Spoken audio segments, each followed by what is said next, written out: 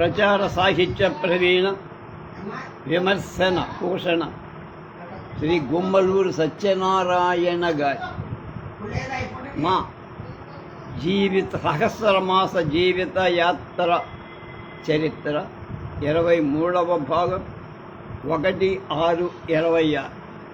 ఆయనకున్న నాటకాల పిచ్చి, రచన, నటన, ప్రదర్శన అనే దాని గురించి 1/6/26. వివిధ సాంస్కృతిక కార్యక్రమాలలో దినవార మాసపత్రికా సంపాదకులతో, సినిమా నిర్మాణంలోని పెద్దవాళ్లతో నా పరిచయం 1948 నుండి ఎక్కువవుతోంది. రాయపేటలో ఆంధ్ర విజ్ఞాన సమితి, టీ నగర్లో Madras social and cultural club, అలాగే విపి హాలులో ఆంధ్ర మహాసభ వారితోనూ సాంస్కృతిక కార్యక్రమాల్లో ఎక్కువగా పాల్గొనేవి. ఒకసారి గయోపాఖ్యానంలో నేను బలరాముడిగా, బందా కనకలింగేశ్వరరావు కృష్ణుడుగా నటించి సమితి డాబాపై ఏకాంకికలను ప్రయోగాత్మకంగా వేసి అవకాశం ఉన్నంత వరకు నేను నటించడం కూడా అక్కడ స్థిరపడ్డా. బతుకు తెరువు అంటే అనే నాటిక ఆంధ్ర విజ్ఞాన సమితిలోనే ప్రదర్శన. నార్లవారి నాటికలు కూడా ప్రదర్శన అక్కడ. మద్రాసులోని చలనచిత్ర పరిశ్రమలో నటించే అవకాశం కోసం తెలుగు జిల్లాల నుండి స్త్రీలు వచ్చేవారు. వారి రంగస్థల అనుభవాన్ని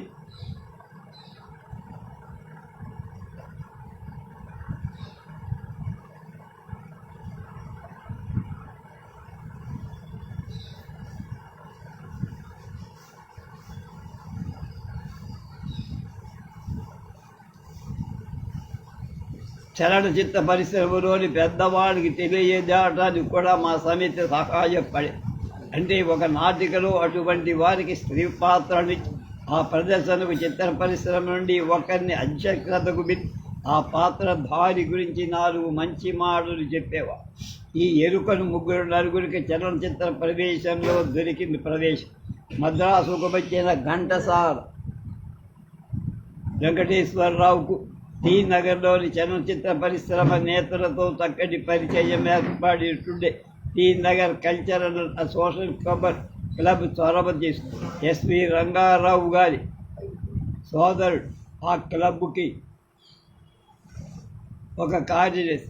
ఉభయ గోదావరి జిల్లాల నుండి చాలామంది యువకులు, స్త్రీలు చలనచిత్ర ప్రవేశానికై మద్రాసు వచ్చేవాడు. మా సమితిలో విపి హాల్లోనేమి ఇతర క్లబ్బుల్లోనేమి నాతో నటించే వారిలో మా డిపార్ట్మెంట్ మిత్రుడు. వారిలో టీవీఎన్ నరసింహశాస్త్రి, విడి ప్రసాదరావు, వివి అవధాని. కొన్ని సందర్భాల్లో నేనొక్కడనే ప్రతాపరుద్రీయంలో యుగంధరు వెర్రివాడి పాత్ర, చంద్రగుప్తలో చాణక్య పాత్రలు ఒకదాని వెంబడి ఇంకొకటి 10 నిమిషాల వ్యవధిలో వేషం మార్చుకొని మొత్తం మీద 1 గంట ఏకపాత్రాభినయం చేసేవాడు. కొన్ని సమయాల్లో కోపూరు నారాయణరావుతో కలిసి ఇద్దరు మ్యాజిక్ చేసేవాడు. అలా అనేక విధాలుగా నారాయణరావుతో నా అభిరుచులు కలిగిన వాడే సహకరిస్తూ ఉండి ఇప్పటికీ అంటే ఇద్దరం రిటైరై ముసలి వాళ్ళమైన హైదరాబాదు సాంస్కృతిక కార్యక్రమాలు కలుసుకుంటూ ఉంటాం. నారాయణరావులో ఒక సుగుణం ఉంది. పెద్దగా నవ్వేవాడు, చమత్కారంగా మాట్లాడేవాడు. అతని నుండి తదుపరి తరాన్ని ఎవరైనా నేర్చుకోవాలి. ఇంకొక సంగతి ముఖ్యంగా బొడ్డుపల్లి సీతారామాంజనేయుడు నటుడు కాకపోయినా అన్ని విధాల హితార్థిగా ఉండే. రామకృష్ణ మిషన్ సభ్యుడు కూడా. రామకృష్ణ పరమహంస, స్వామి వివేకానందల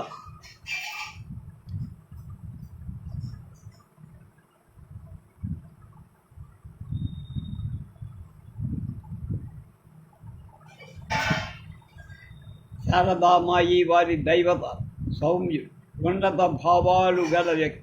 మేము 5 ఒకే ఆఫీసులో, ఒకే ఊరిలో పని చేస్తున్నందుకు మనసులు కలిసిన వాళ్ళమై ఏ పనికైనా సాంస్కృతిక కార్యక్రమాల్లో ముందుకు వచ్చి చేపట్టి దాన్ని సాధించేవాళ్ళం. విక్రమ హాలులో కళా పిపాసి నాటకం. ఈ నాటక రంగంలో నా వ్యసనం శృతిమించింది. ఒకరోజు మృగశిర అని ఒక పెద్ద నాటకం వేసి దాన్ని మార్చి కళోపాసి అనే పేరులో మద్రాసులో ప్రదర్శించే ఆలోచనలు పీసీ హాల్లో ప్రదర్శన. అది మద్రాసులో ప్రసిద్ధ నాటకశాల. టిక్కెట్లుంటాయి. ప్రదర్శనకయ్యే ఖర్చుల అంచనా వేసి 1000 రూపాయలకు చేరి మాలు అంత మదుపు పెట్టేవాళ్ళు ఎవరూ లేరు. నా స్నేహితుడొకడు మద్రాసులో అతన్ని అడిగా. కొంత సహాయం చేశారు. ఉద్దికలను ప్రారంభించారు. కథ అంటే రిహార్సల్. కథానాయిక పాత్రకు టీజీ కమలాదేవిని ఏర్పాటు చేశాం.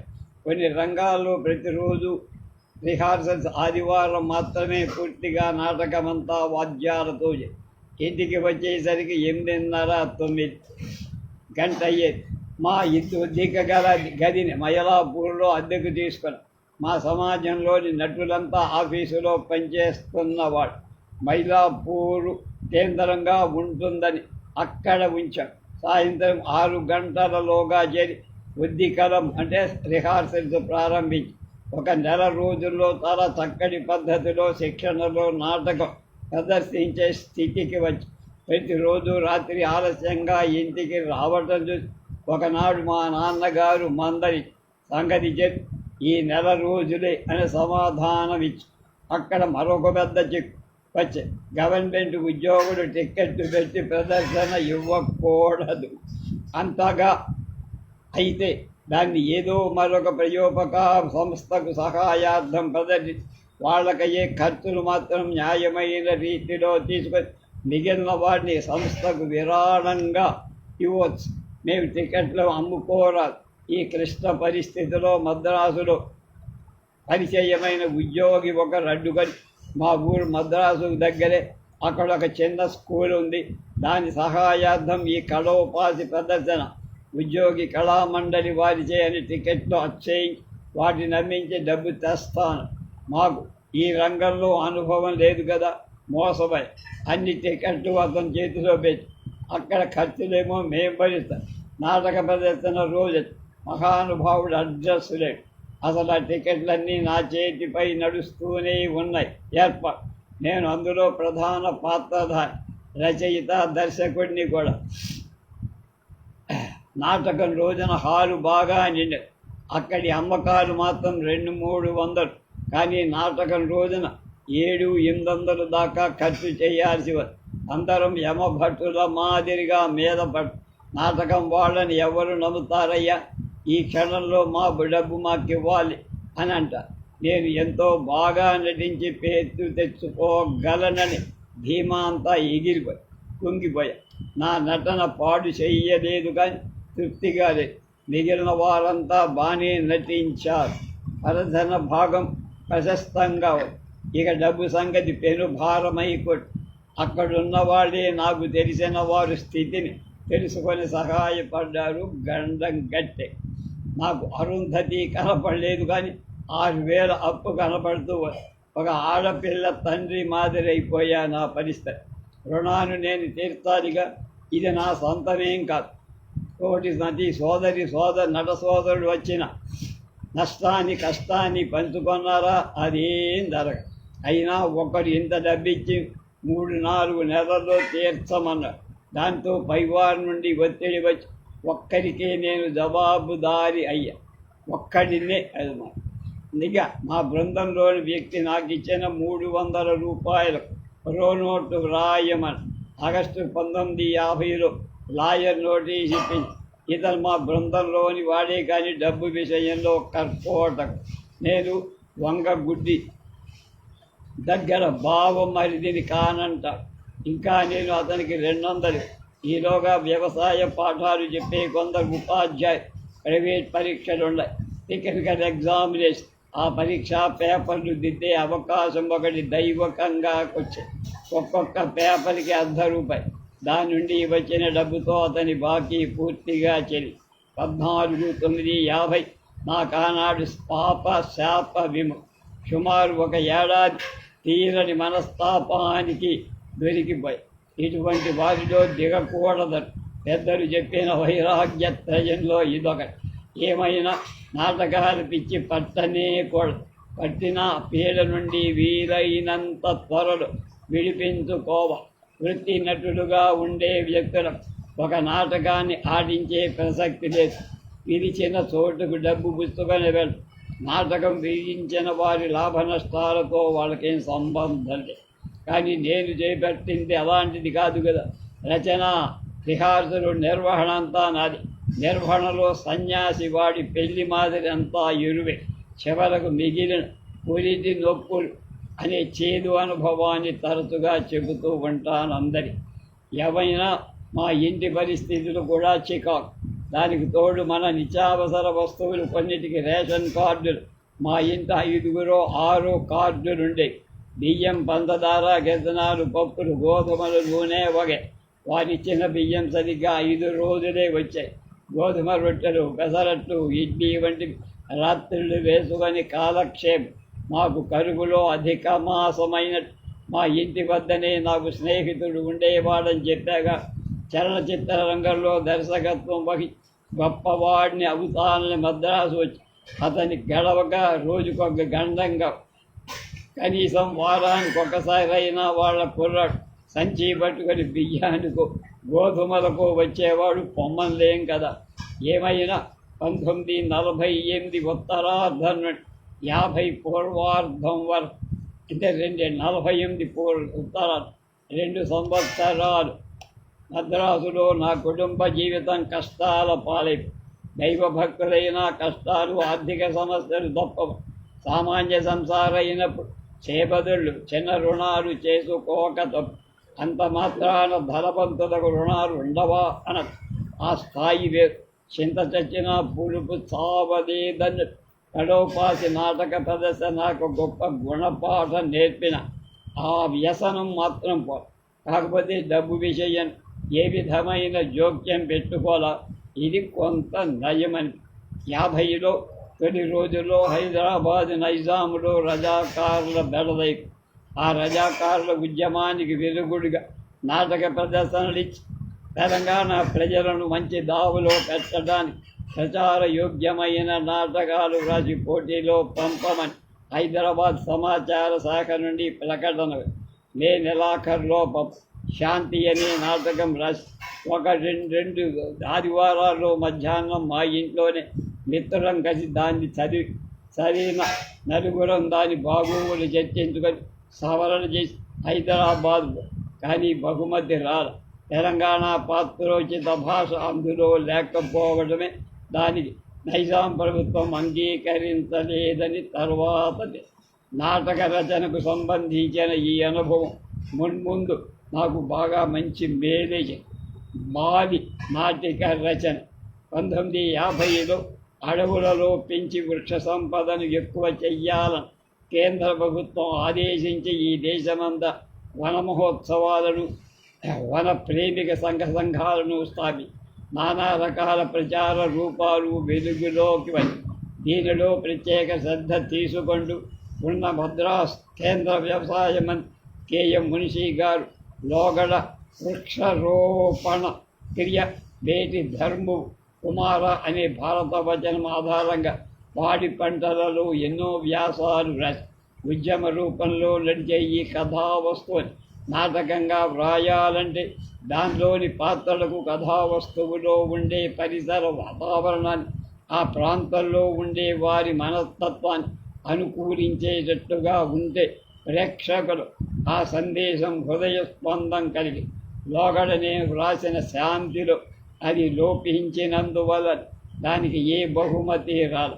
దాన్ని దృష్టిలో ఉంచుగా కథావస్తువులో అడవులను నరికివేయడం వల్ల వచ్చే అనర్థాలు చూపిస్తూ చెట్లను నాటి అడవుల సంపదను వృద్ధి చేయండి అనే సందేశం ఉండేటట్టు కొండలు, అడవులు, వాటిలో నివసించే గిరిజనులు పాత్రలుగా ఉంది.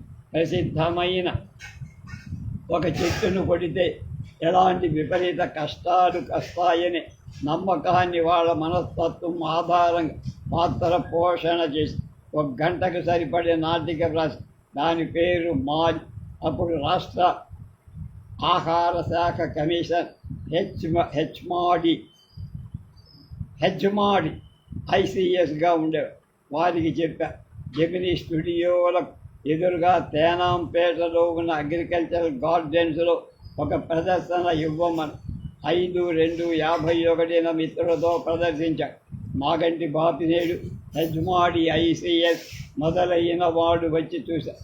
మెచ్చుకొని దానికి బహుమతి ఇవ్వాలని నాటకం ద్వారా వనమోత్సవ భావాన్ని ప్రచారం చేయవచ్చనుకొని మద్రాసు రాజధానిలో తెలుగు, తమిళ, కన్నడ భాషలో 1.5 గంటలకు మించని ప్రదర్శన గ్రామాల్లో ప్రదర్శించడానికి యోగ్యమైన నాటక రచన ప్రభుత్వానికి పంపాలని ప్రకటి నా మాలి నాటకాన్ని ప్రదర్శన తర్వాత గమనించిన లోపాలు సర్ది పక్కుగా వ్రాసి పోటీకి పరీక్షాధికారులు మాగంటి బాపినేడు, ఎంఆర్ అప్పారావు, ఎం కాంతిరాజు మా వ్యవసాయ శాఖ అధికారి.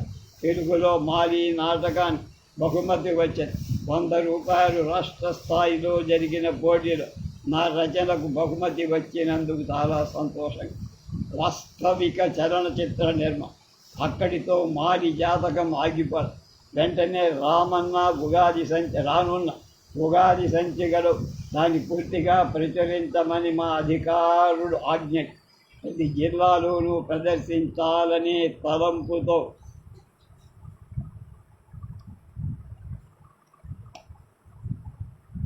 జిల్లాకు 1000 ప్రతుల చొప్పున విడిగా పుస్తకాలు వచ్చాయి. తాలూకా వ్యవసాయాధికారులకు బొమ్ముదు గ్రామాల్లో దాని ప్రదర్శనకు ఏర్పాటు చేయమని ప్రభుత్వం ఉత్తర్వు వెళ్ళాయి. మద్రాసు రాజధానిలో 11 తెలుగు జిల్లాలలో 11,000 ప్రతులు మాలిని అచ్చయించారు. హెజ్మాడి గారి పరిచయంలో కొత్త పుంత తొక్కే చెత్తా చెదారాల నుండి విలువైన ఎరువు చేసే పద్ధతి ప్రచారంలోకి తీసుకురద్దామని కంపోస్ట్ ఆలోచనలతో ప్రభుత్వం చిన్న డాక్యుమెంటరీ చిత్రం తీశారు. అక్టోబర్ 1951 గవర్నమెంట్ పాలిటెక్నిక్ వారితో కలిసి మాటలు గురించి చిత్రంతో పాటు వ్యాఖ్యానాన్ని రన్నింగ్ కామెంటరీ అందులో రికార్డు చేయటం అవసరమే. ఆ పని నాకే అప్పగించారు, రాశారు.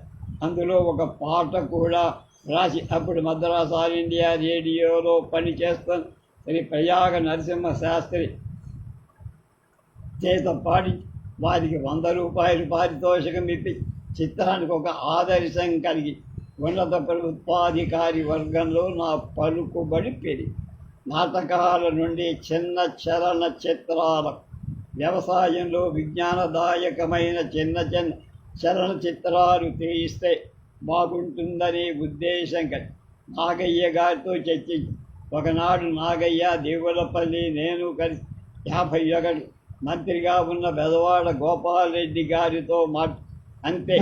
అదే ముందుకు సాగదు. కానీ ఆ బీజం నా మనస్సులో నాటుకుపోయింది.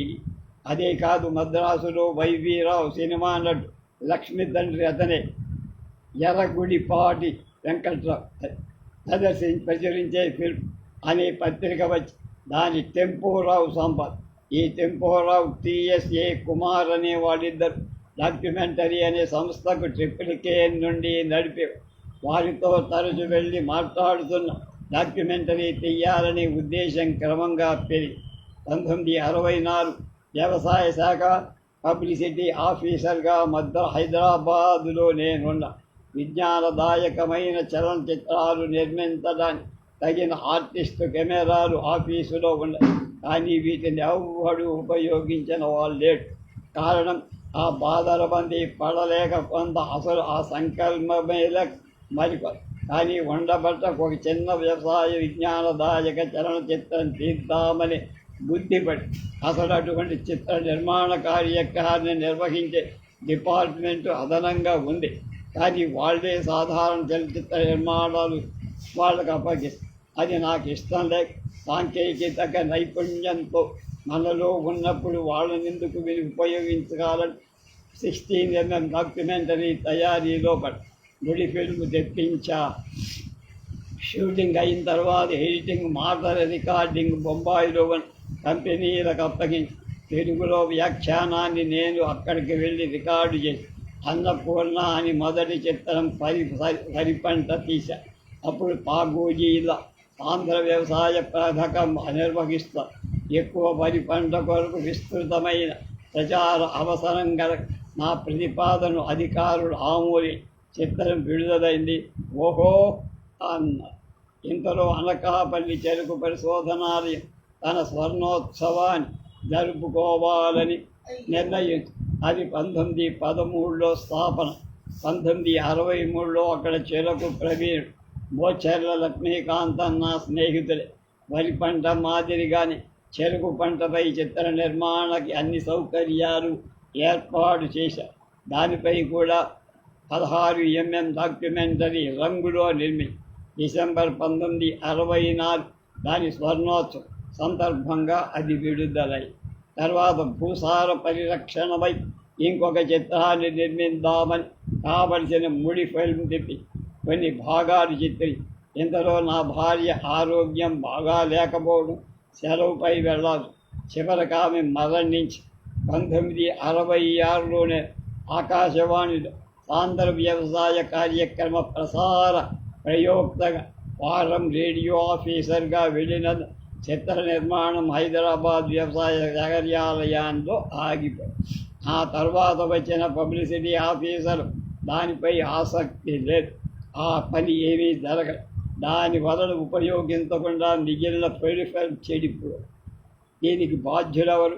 దాని ఖరీదు 2000 మించి ఉంది. నేను ఇక్కడ లేనందున అంత నేరం నా మీదే పెట్టి నన్ను ఆ పైకాన్ని చెల్లించమని దానికి నేను వాదించడమే.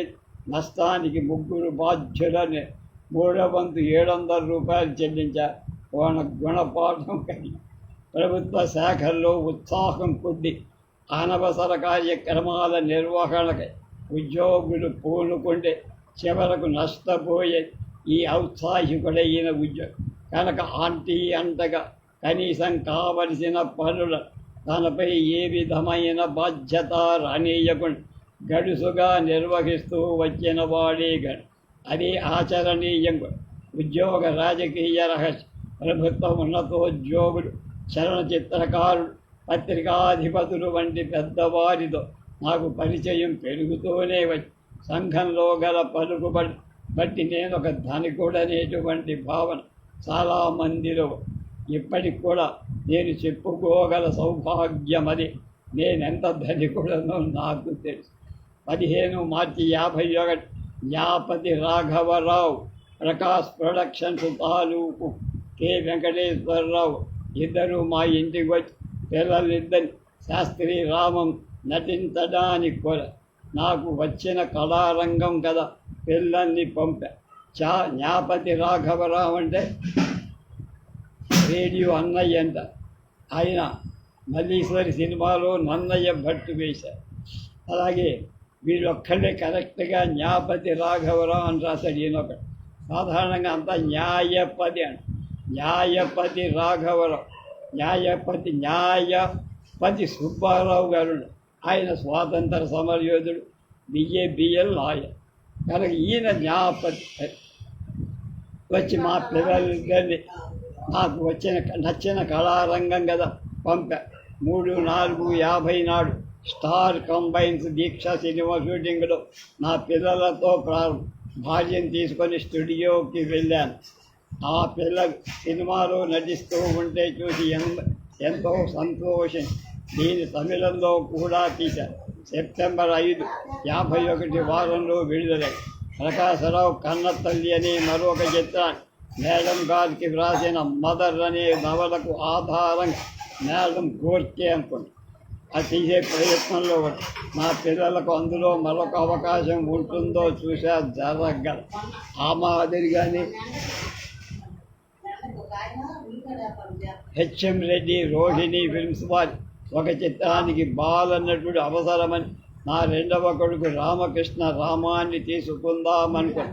కానీ చిత్ర జగత్తులో పరిణామాలు చిత్రంగా ఉంటాయి. చివరి నిమిషంలో నా చెయ్యి జారి. ఏమైనా నా కుమారుడు కళాకారుడుగా చేద్దామనే కోరిక 3 కొడుకులు బుర్ర కథ నేర్పి మా ఇంటికి వచ్చి కందుకూరి వీరేశలింగం గారి కథ చెప్పేవారు. అప్పుడప్పుడు నాజర్ కూడా వచ్చేవారు.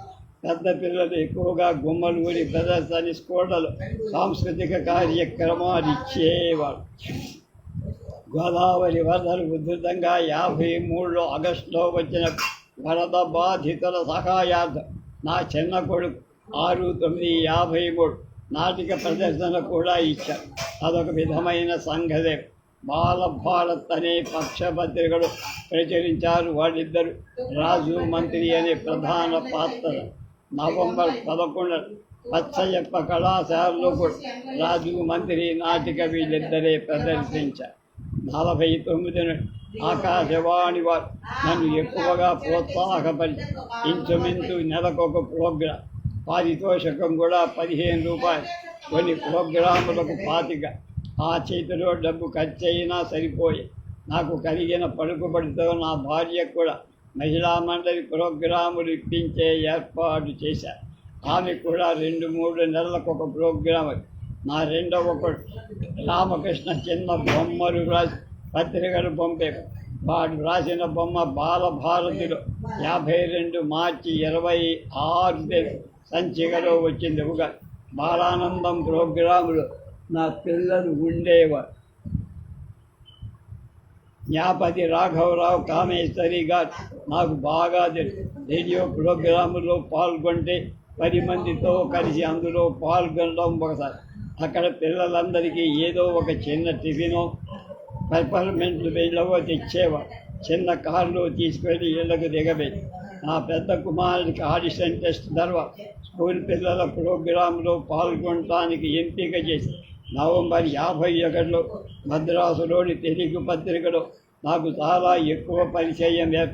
ఆంధ్రపత్రిక ప్రభ, విజయప్రభ, సూర్యప్రభ, ఇందులో 36 మంది కలిపి ప్రత్యేకం. ఆంధ్రపత్రిక భారత్లో అమృతాంజన్మాది, భారతీ కిన్నెర, నటన, మాతృదేవ్, నవోదయ, నీలంరాజు, వెంకటశేషయ్య సంపాదకం, ఆంధ్రభూమి, ఆంధ్రశేషగిరి, గృహలక్ష్మి, కేఎల్ఎన్ కేసరి, సౌభాగ్య మొదలైన వాటిలో నా వ్యాసాలు ఏదో ఒకటి వస్తూనే ఉండే. ఇందులో వారి ప్రత్యేక సంచిక నన్ను ప్రత్యేక వ్రాయసాలు వ్రాయమని కోరి. ఆంధ్రభవ అయితే ఉగాది సంచికలో ప్రకటించిన దానికి 25 రూపాయలు పారితోషికం. పందిరి మల్లికార్జునరావు కిందల 6 నెలల తలనూనె అడ్వర్టైజ్మెంట్ నటన. ఎంఎస్ రామాచారి, నార్ల వెంకటేశ్వరరావు ప్రభ, శ్రీధర్రావు మాతృసేవ, వారపత్రిక మొదలైన వాళ్ళంతా పరిచయాలు. సాహితీ జగత్తులో కావలసినంత పలుకుగా తెలుగునాట ప్రచురింపబడి గోసేవ వంటి పత్రికాధిపతి ఏఎల్ల శ్రీరాముడి డాక్టర్ తెనాలి కూడా నా వ్యాసాలను కోరి ప్రకటించారు. రామకృష్ణ ప్రభలో గీతాయోగం అనే వ్యాసం 52 ఏప్రిల్లో వచ్చాయి. మద్రాసు జీవితంలో నేనొక రచయితగా స్థిరపడి తర్వాత 5/12/52 నా అభిలాష విద్య అనేటువంటి దానిపై మధ్యాహ్నం మెకానిజం మీద 12:30 గంటలకు రేడియోలో నా పెద్ద కొడుకు తొలి ప్రసంగం చేశారు. 1953 మరొకసారి మద్రాసులో దినపత్రికలు కాకుండా మిగిలిన మాసపత్రికలు వాళ్ళ తయారీలో ఉన్న ఔషధాల ప్రచారం కోసం పుట్టినవే. మాగంటి బాపిదేడు MLA నా యందు ప్రత్యేక ఉత్సాహం. శాసనసభ్యులు చూపించి వ్యవసాయ సరసమైన పుస్తకాలు వ్రాయమని కానీ నాకే అది వీలుగా. అయినా 52 ఫిబ్రవరి భారతీయ వ్యవసాయం అనే పేరుతో ప్రాచీన నుండి ప్రగతి చెందుతూ వచ్చి మన దేశ వ్యవసాయ చరిత్ర వ్రాశారు. కొంతవరకు ఒక సమయంలో దానికి చెందిన ప్రాచీన గ్రంథాలు దొరక వాటికై ప్రయత్నించే వ్యవధి లేకపోవడంతో ఆగిపోయాయి. అయినా వ్రాసినంతవరకు 62-63లో పాడి పంటల పత్రికలో కొన్ని భాగాలుగా ప్రచురించి మా ఆఫీసుకు మద్రాసు యూనివర్సిటీకి ఒక పక్క, రెండవ పక్క మద్రాసు యూనివర్సిటీ కాన్వొకేషన్ హాల్. ఆ యూనివర్సిటీ బిల్డింగ్స్లో తెలుగు భాష కమిటీ కార్యస్థానం. దానికి బెదవాడ గోపాల్ రెడ్డి అచ్చు, మోటూరు సత్యనారాయణ కాలేజ్, విజ్ఞాన సంపుటాలు రై అచ్చు వేయడం వాళ్ళ పని. అందులో గిడుగు వెంకట సీతావతి, మల్లంపల్లి సోమశేఖర్ జన్మ, నెడదవూరు వెంకట్రావు, నరసింహాచారి, వసంతరావు వెంకట్రావు వంటి వారు వేరు శాఖలకు నిర్వాహకుడు. వారితో తరచు నా పరిచయం చర్చాజలి 23/12/51 నాడు వార్షికోత్సవంలో శాస్త్రీయ పత్రికా నిర్వహణ అనే విషయం మీద రాశాను, మాట్లాడాను. తాపీ ధర్మారావు అధ్యక్షత. నా ప్రసంగానికి అభినందిస్తూ సత్కరి మరొక వైపు గల ప్రెసిడెన్సీ కాలేజీలో డాక్టర్ శ్రీపాద గోపాలకృష్ణమూర్తి అలాగే హరి ఆదిశేషు ఉండేవారు. వారు చెప్పేది కళాశాలలో రసాయన శాస్త్రం, పదార్థ విజ్ఞాన శాస్త్రం. అయితే వీరిద్దరికీ తెలుగు సాహిత్యంలో ప్రవేశం వ్యవసాయ శాస్త్రంలో నేను అటువంటి శ్రద్ధాశక్తులు కలవాడినే.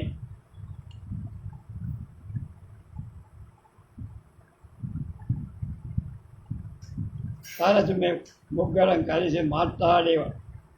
ఒకసారి ఆంధ్రప్రదేశ్లో వ్యవసాయ సామెతలలో చందో రీతులు అనే చిన్న వ్యాసాన్ని దాన్ని గోపాలకృష్ణ గారు ఏమండి మీ సూచన మా బూటి వాళ్ళకు కనువిప్పుగా అని ప్రశంస. నా రేడియో ప్రసంగాలు చాలా ప్రజాదరణ 51లో ఒక ప్రసంగానికి 25. ఇప్పుడు ఒక విషయం చెప్పారు. రేడియోలో ప్రసంగించాలంటే ఆ రోజుల్లో గవర్నమెంట్ అనుమతి కావాలి. దాని తెలుగు ప్రసంగాలు వాటిని ఇంగ్లీష్లో పూర్తిగాను సంగ్రహంగాను అనువాదం చేసి రేడియో వారు నన్ను మాట్లాడమని కోరిన జాబుని చదవని 10-15 రోజులకు ముందుగా గవర్నమెంట్ సెక్రటేరియట్ నా అధికారుల ద్వారా వారు ఇచ్చిన అనుమతి పత్రాలు ఆకాశవాణికి ఇటు నాకు ఒక్కొక్కసారి అవన్నీ సకాలంలో నడిచేవిగా అనుమతి వచ్చేదిగా. అంతవరకు వేచి ఉండి నాకు అనుమతి రాకపోతే రేడియో వాళ్ళకి ఈ విధమైన మనస్తాపం కూడా అలవాటైపోయి 1000 గద్దులు పూల ముక్కలు సాటి కావన రేడియో వారికి 25 రూపాయలు. ఎన్నో పాటలు ఈ రేడియో ప్రసంగాల్లోని బాధలు చాలా అనుభవించా. వాటిని కనుక 1966లో నేను బెజవాడ ఆకాశవాణిలో రాష్ట్ర ప్రభుత్వ సంప్రద వ్యవసాయ ప్రసారాలకు ప్రయుక్తగా నియమించబడ్డ నాకు ప్రతిరోజు రాష్ట్ర ప్రభుత్వ ఉద్యోగుల పరిచయము ప్రసంగము అవసరం. దానికి ఆ బ్రిటిష్ కాలపు ఆంక్షలు ఇంకా పాటించాల్సి వస్తే పని జరిగేదట్లా అని హైదరాబాద్ వెళ్ళి అధికారులతో మాట్లాడి అప్పటికి నాకు గల పలుకుబడి ఉపయోగి వెనకటి ఆంక్షలేం లేకుండా అనుమతి తెచ్చారు. అంతేకాదు గెజిటెడ్ ఆఫీస్ తప్ప మిగిలిన వారు రేడియోలో మాట్లాడటానికి అప్పటి కాలంలో అటువంటి అక్షరాలు తోసేశాను. అన్నిటికీ బాధ్యత నాదే అని అదొక గొప్ప దానికి వ్యక్తిగతమైన నా పలుకుబడిగా తెలుగు శాస్త్ర విషయ రచన ప్రసారానికి గల నా సామర్థ్యాన్ని బట్టి నేనే ఆ బాధ్యత వహిస్తూ ఉన్నాను. గవర్నమెంట్ అడ్డుపెట్ట అనుమతించారు. అది ఇంకా నడుస్తూనే. మద్రాసు వెళ్ళి 3-4 ఏళ్లలో ముఖ్యంగా టీ నగర్ కాపురం స్థిరపడ్డ నా భార్య పిల్లలు కూడా విషయాలపై పత్రికలు వ్యాసరచన రకరకాల రేడియో ప్రసంగాలు నాటకాలు సినిమాలు చిన్న పాత్రలు వచ్చాయి. ఒక నాటక రచన ప్రదర్శన విషయంలో నేను గట్టి దెబ్బతిని మిగతా అంతా సవ్యంగా. మొత్తం మీద నా కుటుంబాన్ని సంఘంలో పలుకుబడి. రేపు గెజిటెడ్ ఉద్యోగాలు ఆయన చేసిన వాటి గురించి మనకి చెప్తాం.